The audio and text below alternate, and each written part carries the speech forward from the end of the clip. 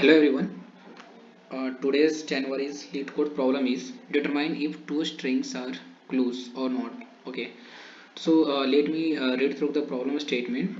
So problem statement is two strings are considered clues if you can attain one from other using the following operations. So we have the following operations.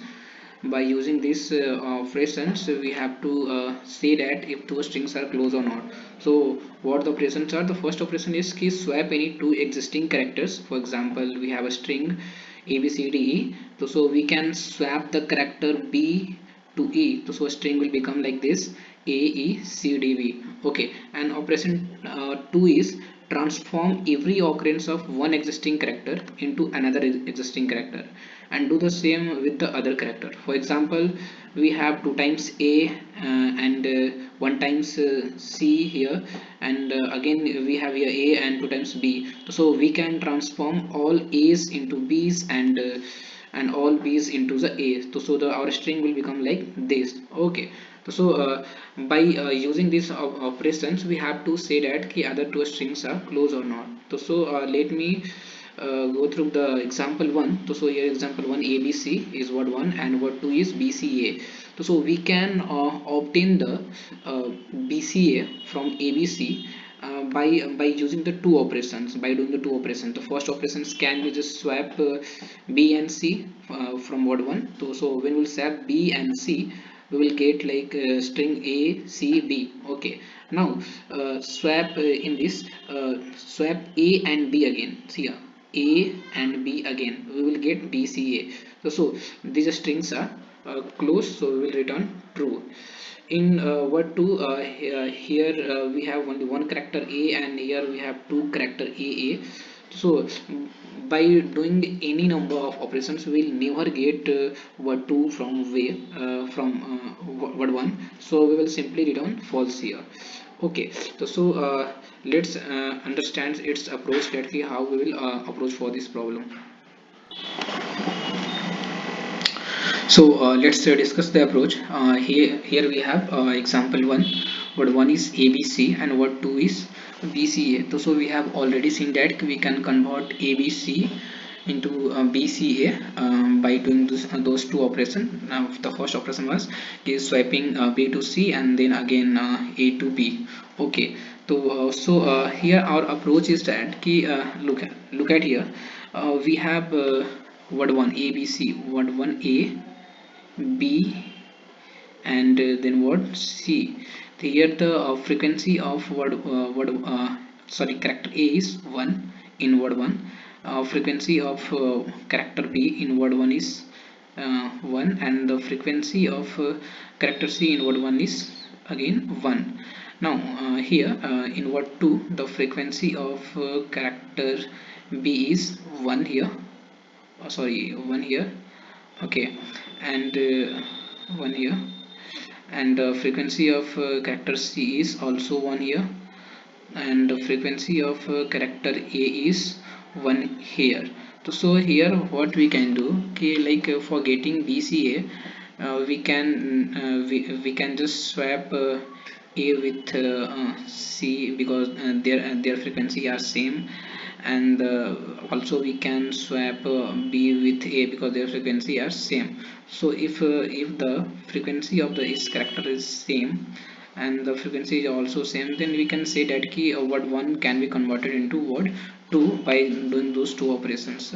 You will get more clear view by from this example number 2, from this example. Okay, so in example 2, in word 1, okay, the count of A is or frequency of A is 2. Okay, 2, and the frequency of B in word 1 is 3. Okay, and the frequency of C in word 1 is 1. Okay, and now in word 2 again we have A, and frequency is 1, and frequency of B is 2, and frequency of C is 3. Okay, so uh, those characters frequency are same, they can be swapped. So we can swap B with C, we can swap A with B, we can swap C with A. Okay, and so by doing these operations we can convert word 1 into word 2. So what will be our approach? Like we will use the array for maintaining the frequency of the each characters. Okay, let me okay, okay, okay, let me make a array here. Sorry, okay, yeah, this is the array, this is the frequency array for storing the frequency of each character of word 1. And then we will have the another frequency array for holding the frequency of each character from word 2. And again, if the and we have also another two array for making the for maintaining the presence of the character. Like we have to also check either A is present in the string B or not, or string B is also present in a string 1 or not. So for that we will maintain a two boolean array for maintaining the presence. Okay, so if word A is present in this array, and so here we will write it true. Okay, and again forward 2, if A is present here, again we will mark here true because it is also present here. Okay, so let's code for this. So guys, let's start with the coding part. Before going to coding part, here we can see that we have the one base case that if the length of both the strings are not equal, then simply we can return the false, because if their length are not same, by doing any number of operations we can never getting word 2 from word 1. So our one base case is like here we go. If word 1 dot length is not equal to word 2 dot length, in that case we will simply return false, otherwise we are going to make a frequency array of length 26 by 26, because we have 26 alphabets. Okay, so frequency array f1 is equal to new int of length 26. Again another frequency array f2 with new int of length 26. And for checking their presence we are going to make a two boolean array again of character 26, of character of length 26, because we have 26 alphabets again. So v1 is equal to new boolean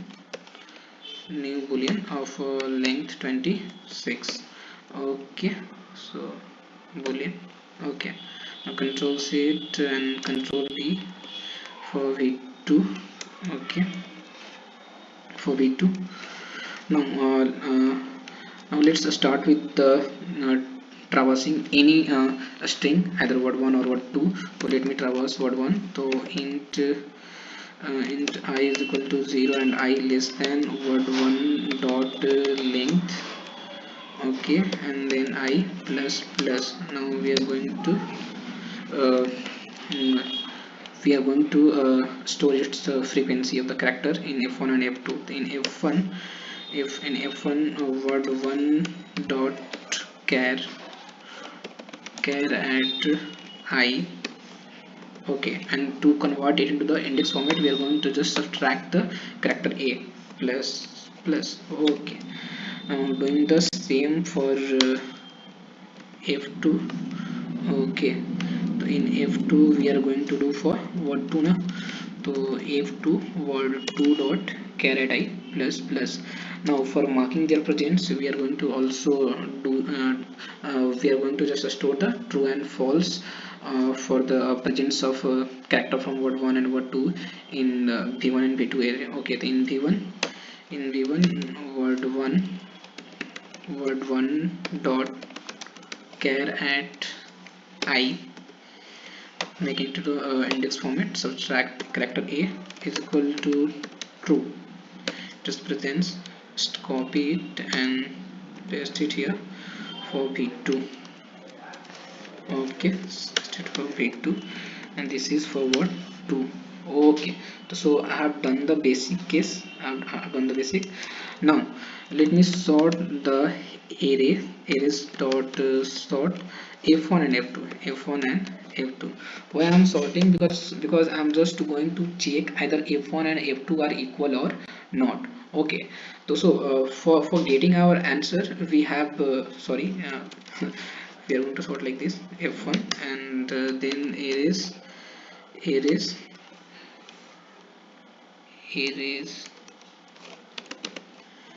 dot sort f2.